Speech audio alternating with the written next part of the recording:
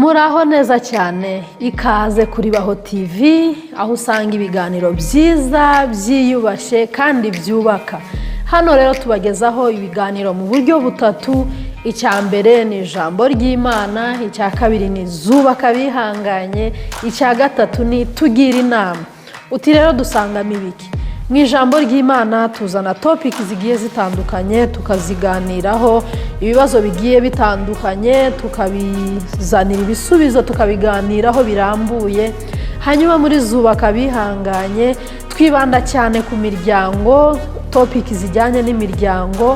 Hanyuma icya gatatu muri tugira inama, mutubwira ikibazo mufite, uratubwira ikibazo ufite, tukakivugaho hano, tukabwira n'abantu bakatugira inama. Murakoze, ikaze cyane.